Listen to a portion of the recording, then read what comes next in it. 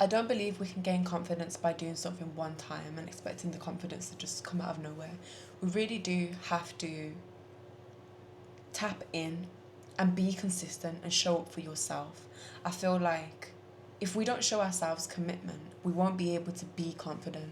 If you can show yourself, I can do this consistently, I can do it every day, you're just going to naturally build that confidence. It's easy to build confidence when you're so used to doing something. You can't expect it out of nowhere. So you really, really do have to start. It's important that you start somewhere instead of nowhere. Do you know what I mean? There's no point in you overthinking it, doubting yourself so much, and then you don't end up doing it. You have to do it in order to gain the confidence. Like, even me speaking to you right now, when I first started making YouTube videos, it was harder, of course it was harder. Like, it's like, what am I going to say? But then you realize over time and you start tapping in that you just have to be you. You just have to just express yourself openly and just build over time, because every single video I've made, I've got better and better and better. But it is really, really, really important that you show yourself that commitment.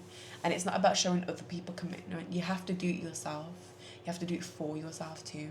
If you can show yourself the commitment, and if you can show yourself the levels and, I've been there, do you know how much that's going to motivate you to keep on going and to keep building momentum?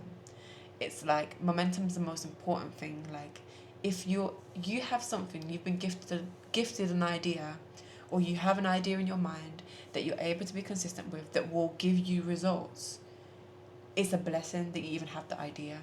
But you can't just do everything with just an idea. You have to actually act on it. You can't just be thinking about it every single day.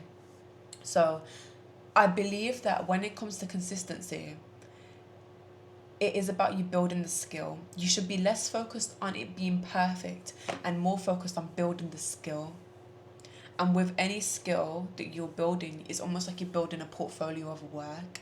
I don't know what sector you might be in, but it is about building a portfolio no matter what you do.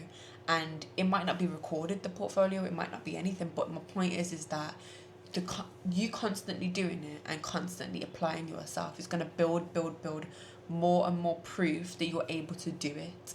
You're able to pull yourself together and get into a zone where you're doing it. And I think that's the most important thing. I think sometimes the hardest thing to do can be to pull yourself in to start and do something. For example, today I had to walk from my bed over to this chair to create this video and set up the camera. It's like there's so much things sometimes you have to do in order to actually tap in to do something.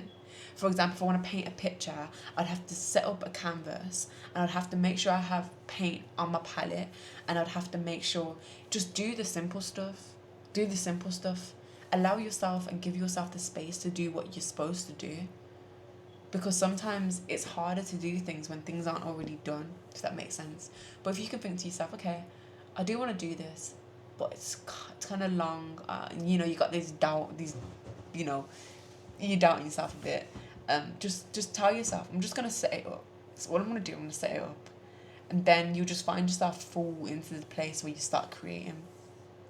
And this has to be consistent. Like, for example, when it comes to me creating this video right now, I've just made sure that I've left my camera in the same place on my desk, and I'm just going to have to just make a video. But whatever it is you might do, and I'll give you the painting reference again, every day keep an easel there if you're a painter. Or if you're a poet, keep a piece of paper ready for you to write. I feel like sometimes we just need those simple things to push us to do it. And you might not even know when you want to do it in the day. Not everybody is based on schedules and things like this. But I think if you just have something in your space that motivates you to do what you want to do and do what you're supposed to do, you will naturally just feel inspired to do it, because everything's subconscious. So when you walk past something, you might not realize it, but your subconscious mind picks it up and you might not even be focusing on it. For example, if you're going down the road and you see a poster on a lamp, or it could be, I don't know, whatever it might be, or a sticker in a car, you might not see that consciously. You're just walking along your business, you don't even notice that's there, but your subconscious mind actually really does. So if you're putting things into your environment that you're always in, that will motivate you to do something, you're just going to naturally tap in and do it. You're going to naturally tap in and do it because you're giving yourself the opportunity to do it. Does that make sense? I think it really is all about just starting. It's the hardest thing to do, to start, but you have to practice starting every single day.